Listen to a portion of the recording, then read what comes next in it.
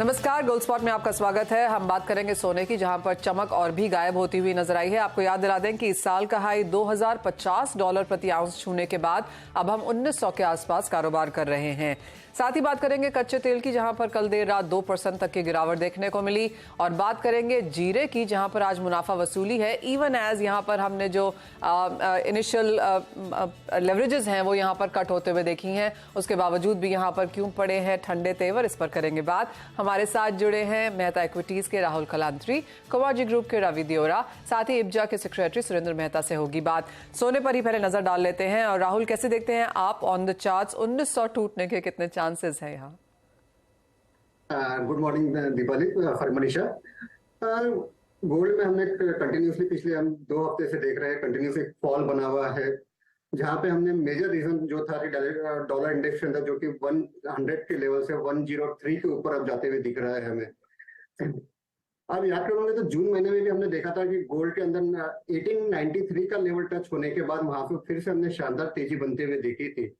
और आज जिस यहाँ पे यूएस के फेड के मिनट्स है, तो हमें लगता है कि एक क्लियर कट डायरेक्शन मिलता हुआ दिखना चाहिए वहां से।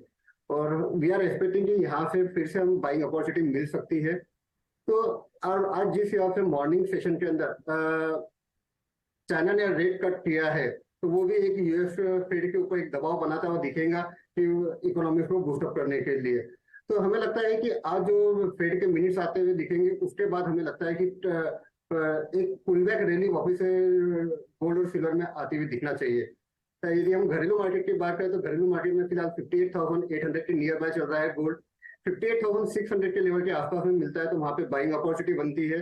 बट जो मेजर अप ट्रेंड है, दैट इज द 59,200 के ऊपर यदि सस्टेन होता है तो ही आपको मेजर जो क्लियर कट ट्रेंड देखने को मिल सकता है, दैट इज द 60,200 तक के लेवल फिर वहां से आपको देखने को मिल सकते हैं। तो शॉर्ट टर्म के लिए देखें तो 58,600 पे बाय करके चलिए with a stop loss of 58,400, target range of 59,200 का। वहीं पे यदि लॉन्ग टर्म के प्रोस्पेक्ट पे देखें तो 59,200 के ऊपर सस्टेन हो जाता है तो 60,000 के ऊपर के आपको टारगेट देखने को मिल सकते हैं।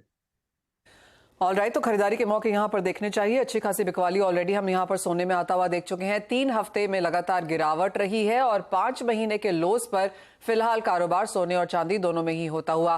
सुरेंद्र जी, सबसे पहले तो आप प्राइसेस कैसे देखते हैं? आपको भी लगता है कि एक करेक्शन ऑलमोस्ट यहाँ पर बॉटम होती हुई दिखी है?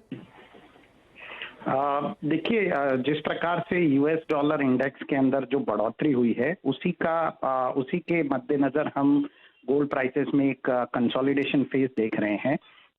जो मेरा मानना ये है कि एक 1866 डॉलर का एक बॉटम बन सकता है गोल्ड में। गोल्ड प्राइसेस कहीं भी सेटल हो सकते हैं बिटवीन 1866 टू 1894 डॉलर के बीच में। लेकिन ये कंसोलिडेशन फेज है जैसा मैंने कहा, और यहाँ पर हर जगह पर बाइंग अपॉर्चुनिटी बनती है, क्योंकि यूएस जो है वो फेड इंटरेस्ट के रेट बढ़ाने वाला नहीं है। वो फेड इंटरेस्ट रेट बढ़ाने वाला नहीं है। तो ये सब के मद्देनजर जो है मुझे लगता है कि this is a good buying opportunity. और साथ ही सुरेंद्र जी, फिजिकल बाइंग आप कैसे देखते हैं? क्योंकि ईटीएफ के नंबर्स हमने अच्छे आते हुए देखे, सॉवरेन गोल्ड बॉन्ड में बाइंग यहाँ पर अच्छी है। ओवरऑल लोकल मार्केट्स में किस तरह के नंबर्स अब जुलाई अगस्त के महीने में एक्सपेक्टेड है? पिछले 1-2 महीने से हम देख रहे हैं कि गोल्ड प्राइसेस में जो दबाव बना हुआ है, उसके मद्देनजर रिटेल ग्राहक की बहुत ही बेहतरीन है गोल्ड की। और हमने उसके पहले B2B जो एग्जीबिशंस हुए उसके अंदर भी बहुत अच्छी ग्राहकी देखी। रिटेल में पूरे ऑल ओवर इंडिया से हमारे पास जो रिपोर्ट आ रही हैं, कस्टमर आने लगे हैं मार्केट के अंदर। क्योंकि जो एक 61-62,000 का जो प्राइसेस देखा, वो जो प्राइस देखे गोल्ड के, वो अब लगभग 58,800 के आसपास वो प्राइसेस हैं। तो ये एक मेजर रीजन है। आगे फेस्टिवल सीजन है, आगे मैरिज की सीजन है, तो यहाँ पर हम हर चौतरफा देख रहे हैं कि खरीदारी रिटेल में भी बनी हुई है। साथ ही जिस तरह की मीटिंग्स हुई हैं इब्जा और बाकी एजेंसीज के साथ, आपको जो हॉलमार्किंग पे यहाँ पर चर्चा है, वहां पर लेटेस्ट क्या एक्सपेक्ट किया जा सकता है? देखिए, हॉलमार्किंग में अभी 288 डिस्ट्रिक्ट में हॉलमार्किंग मैंडेटरी लागू है। मुझे लगता है कि बहुत जल्द हम देखेंगे कि और भी डिस्ट्रिक्ट के अंदर इसको लागू किया जाएगा और ऑलरेडी BIS की तरफ से इसके इंडिकेशन हमें दिए जा चुके हैं। साथ ही साथ जो कुछ थोड़ी बहुत डिमांड है ग्राहकों के लिए, उसमें वेट को इंक्लूड करना BIS केयर ऐप में, वो ग्राहकों की जो कंज्यूमर की डिमांड है और कई ज्वेलर्स की भी डिमांड है, वो डिमांड भी मुझे लगता है कि पूरी होती हुई नजर आएगी। क्योंकि फिलहाल जब आप ज्वेलरी खरीदते हैं तो जब आप BIS केयर ऐप चेक करते हैं कोई भी कंज्यूमर, तो उसमें वेट लिखा हुआ नहीं होता है, तो वो वेट भी अब शायद लिखने की जो बात है वो BIS की तरफ से उसकी मंजूरी मिलने की पूरी उम्मीद है। जी, तो एक तो वेट जैसे आपने कहा वो यहाँ पर होता हुआ नजर आएगा। जो करंट डिस्ट्रिक्ट्स हैं 288, तो बढ़कर ये टोटल कितने हो जाएंगे फिर?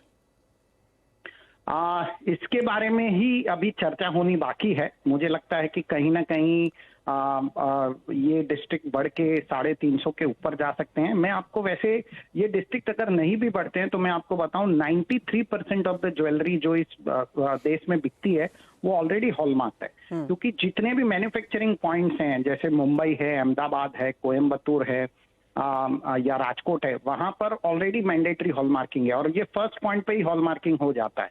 क्योंकि ये फर्स्ट पॉइंट पे हॉलमार्किंग होता है तो वहां वो ज्वेलरी ऑलरेडी हॉलमार्क होकर ही बाजार में बिके।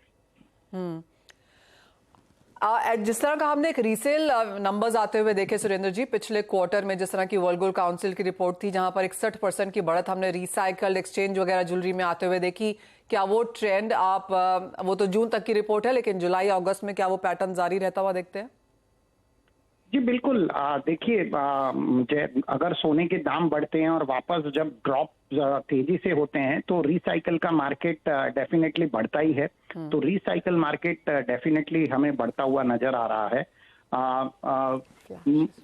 हमारा मानना ये है कि लगभग 200 से 300 टन जो सोना होता है वो हर साल रिसाइकल होता है। मतलब जो पुराना सोना बिकने के लिए आता है और नई ज्वेलरी उससे बनती है। ये नंबर्स जब भी गोल्ड प्राइसेस बढ़ते हैं तो ये नंबर्स ऑटोमेटिकली बढ़ते हैं, क्योंकि कई लोग अपने पुराने सोने को बेच कर एनकैश करने की कोशिश करते हैं। ये नंबर मुझे लगता है कि आने वाले कुछ महीनों में कम से कम जुलाई के महीने में और अगस्त के महीने में ये नंबर्स बड़े नंबर्स बन के आएंगे, ऐसा मुझे लगता है। Fair point that. Surendra ji बहुत शुक्रिया साथ जुड़ने के लिए। तो काफी सारी चीजों पे वहां पर बातचीत है। एक तो ये कि खरीदारी देखने को मिल सकती है, लेकिन भाव एक बार 1900 जरूर तोड़ सकते हैं। 1866 तक यहां पर नीचे में सपोर्ट बनता हुआ नजर आएगा। और जहां तक हॉलमार्किंग की बात है, ऑफ कोर्स वो नई चर्चा यहां पर अब फिर से जारी है और वो एक इंपॉर्टेंट चीज यहां पर देखनी होगी। और जैसे सुरेंद्र जी कह रहे हैं कि एज ऑफ नाउ 288 जिलों में यहां पर हॉलमार्किंग होती है, जो बढ़ा के 350 किए जा सकते हैं। वो फ्लैशेज हम आपके लिए लेकर आएंगे। और जैसे कहा गया कि 93% ज्वेलरी जो भारत में एज ऑफ नाउ बिकती है वो हॉलमार्क्ड है और आगे ये नंबर्स यहां पर बेहतर होने की ही एक्सपेक्टेशन भी है। तो ये तो बात हुई सोने चांदी की, लेकिन एक नजर यहां पर मेटल्स पे डालते हैं और यहां पर कैसे देखते हैं आप इन्हें रवि, क्योंकि मुनाफा वसूली के साथ अब भी कारोबार? जरूर से जहाँ पे मार्केट में चाइना फैक्टर काफी प्रभावित कर रहा है। पर्टिकुलर कल इंडस्ट्रियल प्रोडक्शन के नंबर, रिटेल सेल्स के नंबर काफी निराश कर रहे हैं। साथ में रियल एस्टेट का मार्केट भी देखे तो एक ना एक बार डायरेक्टली रियल एस्टेट के साथ एसोसिएटेड जो कंपनी है या उसके फाइनेंस में जुड़ी कंपनियां चाइना में डिफॉल्ट कर रहे हैं। तो मुझे लग रहा है कि बेस मेटल में डिमांड फैक्टर काफी लैकलस्टर है, डिस्पाइट कि उन्होंने रेट कट्स किए, साथ में आगे जाके मींस के वो और कुछ यहाँ पे monetary stimulus they. But China में इकोनॉमिक एक्टिविटीज में डिमांड एक जो वर्ड है वो काफी मिसिंग है। तो जब तक ये वर्ड मिस रहेगा, शायद लग रहा है कि शॉर्ट टर्म में जो बेस मेटल में नेगेटिविटी बनी हुई है वो बरकरार रहेगी। इंटरनेशनली बात करें तो डॉलर इंडेक्स में भी काफी बड़ी उछाल देखने को मिले है एंड पर्टिकुलर 103 के ऊपर वो सस्टेन है। तो मुझे लग रहा है कि थोड़ा बहुत वहां पे नेगेटिविटी है वो बरकरार रहेगी। आज थोड़ा हल्का सा ऊपर से नीचे आए, क्योंकि जीबीपी मींस की यूके के जो रिटेल इन्फ्लेशन है वो आ रहा है, तो उसके बाद थोड़ा पाउंड में उछाल है। तो इस हिसाब से डॉलर इंडेक्स है थोड़ा कंसोलिडेशन मोड में है।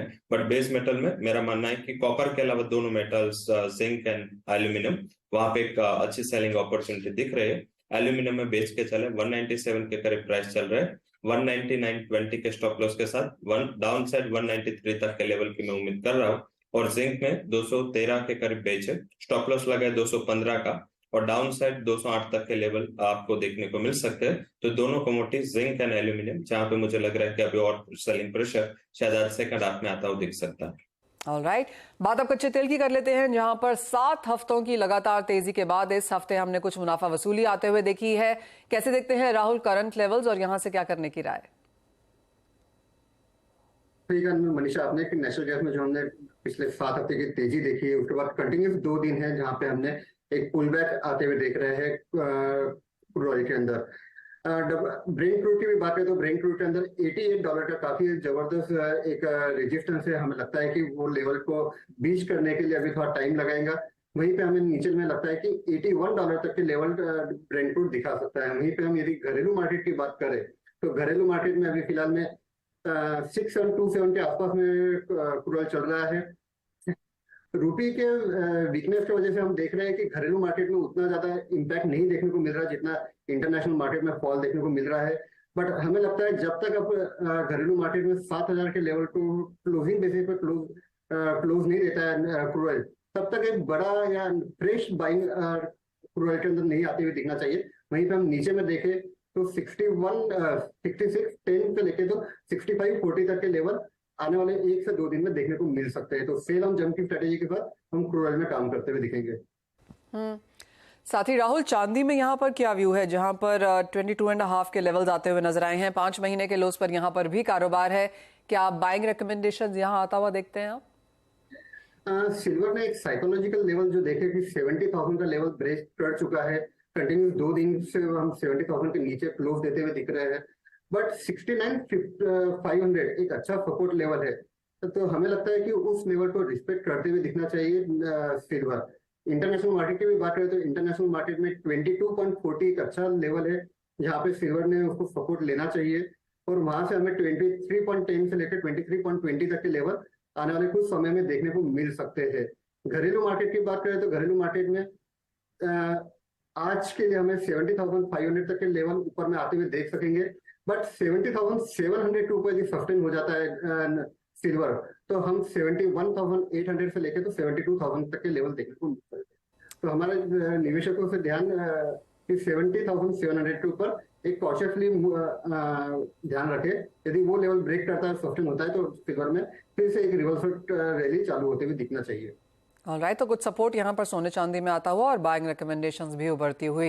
लेकिन इसी के साथ एक ब्रेक के लिए रुकेंगे। राहुल, बहुत शुक्रिया साथ जुड़ने के लिए। जब लौटेंगे तो बात यहाँ पर करेंगे बारिश की, एग्रीकल्चर कमोडिटीज की और ध्यान डालेंगे जीरा पर भी इस ब्रेक के बाद।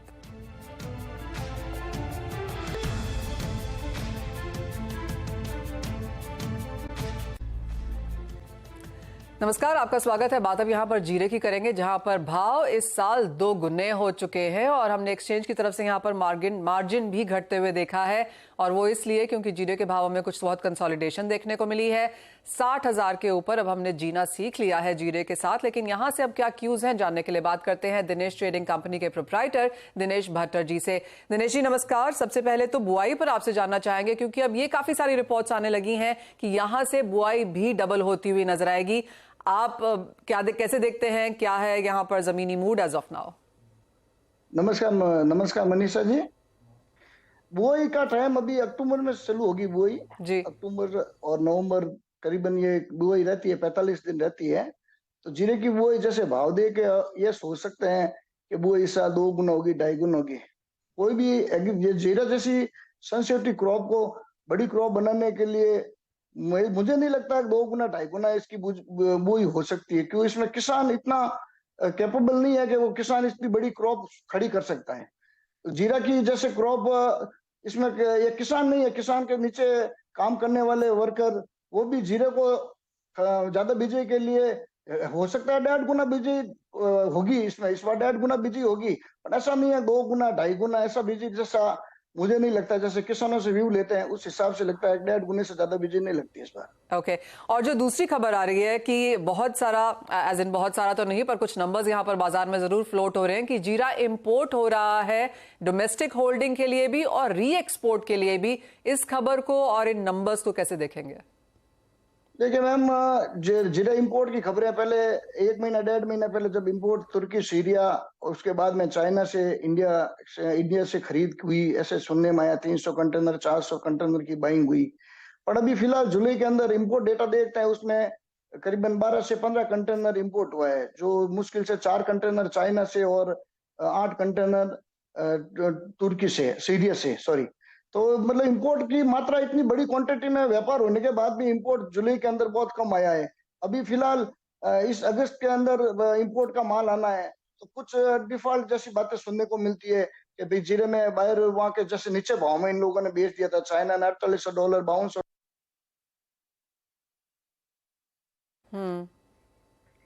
ओके और साथ ही दिनेश जी, जो मार्जिन यहाँ पर एनसीडीएक्स की तरफ से वहां पर मूवमेंट देखने को मिली है, उसका कितना इम्पैक्ट? मार्जिन के लिए मैंने कुछ दिन पहले बात की थी, तो मार्जिन इतना बड़ा होने से वॉल्यूम खत्म हो जाता है। आम ट्रेडर का ट्रेड इससे हट गया। जीरा 300 से लेकर 600 की छलांग लग गई, और इसका छोटे ट्रेडरों का ट्रेड भी शामिल था। बट अभी ट्रेडर पिछले 1-1.5 महीने से ब्रोकर ही इनको ना तो बाई करवा सकता, ना सेल करवा। उसका कारण है मार्जिन करीबन 5 से 6 लाख रुपए पर लॉट पे लगना। इतना फिजिकल में भी इतना मार्जिन नहीं लगता है।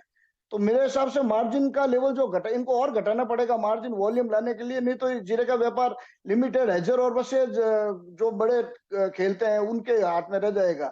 तो मेरे हिसाब से मार्जिन और घटाए तो इसके वॉल्यूम और छोटा ट्रेडर इससे दूर नहीं हटे जीरे के लिए। हमने एक्शन से बात भी की थी, तो मार्जिन घटाया है, और भी घटाना चाहिए मार्जिन में इसमें। और रही बात है एक्सपोर्ट की, इंपोर्ट का जो जीरा आना है, वो इंपोर्ट जीरा में अभी मैं सुनने में आया भाई जो दिक्कत आ रही है डिफॉल्ट की, तो आपस में बैठ के सुलह कर रहे हैं। और मुझे नहीं लगता है सर 50% मैम, ये 100% 50% माल नहीं आएगा नीचे भाव में। जो इन लोगों ने, चाइना वालों ने बेचा है, $1000 के ऊपर भाव बन गए, और अभी भी ऐसा लग नहीं रहा है कि आएगा। 2 महीने बाद में चाइना को वापस खरीद करना पड़ेगा इंडिया से भी। और अब बांग्लादेश और पाकिस्तान की डिमांड अभी एक्सपोर्ट में बाकी है। डोमेस्टिक की गिराई का अभाव है काफी दिनों से, और डोमेस्टिक की डिमांड अभी इन दिनों में से चालू हो जाएगी, जो दीपावली तक अच्छी रहेगी। तो जीरे का भाव जो अभी जो 600 रुपए का भाव वायदे में चल रहा है, तो उस लेवल पे मेरे बाइंग की सलाह दूंगा कि नीचे भाव बेचना तो नहीं चाहिए। और डिमांड नहीं के कारण ये बाजार अभी रुका हुआ है, और 1500 रुपए की घटबट में अभी मंदा चल रहा है। ओके तो करंट लेवल्स पे आप कह रहे हैं भाव मंदे हैं। फाइनल सवाल दिनेश जी, और सबसे इंपॉर्टेंट सवाल पर है आपकी, अब आगे जाके आपने जैसे कहा कि बिकवाली की राय नहीं है, खरीदारी की ही आप यहाँ पर सजेशन दे रहे हैं, लेकिन क्या रेंज रह सकती है दिवाली तक? क्योंकि जैसे अब बुआई, प्राइसेस, डिमांड, काफी कुछ वहां तक क्लियर होता हुआ नजर आएगा। तो अंटिल दिवाली अब जीरे की क्या रेंज बनेगी? अभी मैम जो भाव 1.5 महीने से एक ही भाव पे 600 रुपए पे खड़ा है, तो इसका मतलब डिमांड और सप्लाई का तालमेल है। डिमांड कम के सामने भी बाजार घटी नहीं, इसका मतलब लंबा चौड़ा स्टॉक का माल नहीं है। जितनी डिमांड अभी भी 6 महीने बाकी है नए आने में, और कोई सामने क्रॉप आनी नहीं है। अभी जीरे की क्रॉप आनी है वो इंडिया की आनी है। टर्की, सीरिया, अफगान, ईरान और चाइना, सबकी जो भी क्रॉप आनी थी सबकी क्रॉप आ चुकी है। अब इंडिया की क्रॉप 6 महीने बाद में आएगी। तो उसके कारण क्या, अभी 6 महीने निकालने के लिए जीरा इतनी बड़ी मात्रा में इस भाव में हर कोई साहस नहीं कर सकता रोकने का। तो हर किसी ने, ट्रेडर ने जो भी माल था स्टॉकिस्ट ने बेचा ही है। अभी स्टॉकिस्ट नहीं आएंगे इस भाव में, पर भाव की राह देखते हैं, कहीं ना कहीं डिमांड आएगी, डिमांड सपोर्ट करेगी, तो उसको भाव के साथ ये माल निकलता रहेगा। फिर भी ऑल ओवर जीरा का कोई, जीरा ज्यादा नहीं है। ज्यादा होता ना मैम तो घटने की संभावना ज्यादा रहती। ऑलराइट, तो अच्छी एक खासी तेजी जी छोटे भाव देखो जी हाँ, बढ़त की उम्मीद यहाँ पर जीरे में आगे जाकर भी है। रवि, क्लियरली सभी मसालों में अगर देखा जाए तो बहुत तेजी की गुंजाइश हल्दी और धनिये में बनते हुए नजर नहीं आती, लेकिन जीरे में यहाँ पर तेजी की एक्सपेक्टेशन है। रवि, आपकी एक टॉप एग्री कॉल यहाँ पर क्या होगी, स्पेशली मॉनसून को लेकर भी, जहां पर अगस्त में अब तक 35% बिलो नॉर्मल बारिश हुई है? जब से आईएमडी ने आपके चैनल में और आपके शो में ही बताया था कि अगस्त में थोड़ा बारिश में कमी रह सकती है, ये वैसे देखे तो कोई ज्यादा नेगेटिव नहीं है। मैं इसको अच्छा ही मानता हूँ, क्योंकि बारिश के बाद अगर ये थोड़ा टाइम मिलेगा तो ही फसल को आगे ग्रो होने में वो मीन्स के वो हेल्प करेगा। अदरवाइज मीन्स के एवरी टाइम अगर जब बारिश रहती है तो farmer as well as crop दोनों के लिए ये काफी नुकसानदायक होती है। मुझे लग रहा है कि यील्ड के लिए काफी बेहतर है 15-20 दिन और रुक जाए और बाद में बारिश अच्छी हो सेकंड स्पेल में, तो मुझे लग रहा है कि जो यील्ड है खरीफ क्रॉप की उसमें काफी अच्छा प्रभावित पॉजिटिव साइड हो सकता है। आज मेरा एक्सपेक्टेशन है कि अगर ट्रेड लेना है आपको आज या शॉर्ट टर्म के लिए, पहला रिकमेंडेशन गुआर सीड पे रहेगा। मुझे लग रहा है कि वहां पे जो बुआई की कमी थी, जो आंकड़े आने थे आ चुके हैं। अभी आप इसमें होल्ड करें, 6200 का स्टॉप लॉस लगा के नया बाई भी लिया जा सकता है। टारगेट रहेगा 6600, शॉर्ट टर्म में आ सकता है। तो गुआर सीड में मेरी बाइंग की रिकमेंडेशन रहेगी। वही स्पाइसेस में एक स्पाइस है जिसने काफी अंडर परफॉर्म किया, वो धनिया है। क्योंकि रशिया की काफी सप्लाई थी वहां पे, इस हिसाब से धनिया का एक अंडर परफॉर्मेंस था। बट जो ग्रेन डील ब्रेक होने के बाद काफी कंट्रीज एंड इम्पोर्टर थोड़ा प्रॉब्लम में है, क्योंकि इतना स्पेस में इंपोर्ट करना अभी पॉसिबल नहीं है। तो धनिया में भी मुझे लग रहा है कि बाय करना चाहिए। 7300 के करीब लेवल चल रहा है, बाय करें। स्टॉप लॉस लगा सकते हैं 7150 का, और मेरा मानना है 7600 तक के लेवल आपको शॉर्ट टर्म में कोरिएंडर में देखने को मिल सकते हैं। वहां भी काफी बुआई की कमी थी, और अगर सोइंग का स्पेस जो सेकंड सीजन का अगर जीरा में आता है, तो कोरिएंडर में पूरे साल अभी सप्लाई का अभाव रहेगा। तो कोरिएंडर एंड गुआर, ये दोनों पैक मुझे लग रहा है कि अभी आप शॉर्ट टर्म के लिए बाय कर सकते हैं। ऑलराइट, खरीदारी के मौके यहाँ पर एग्रीकल्चर कमोडिटीज में भरपूर है। बहुत शुक्रिया रवि साथ देने के लिए। दिनेश जी आपका भी। एक ब्रेक के लिए रुकेंगे CNBC आवाज में, जब लौटेंगे तो बात करेंगे इक्विटी बाजार की।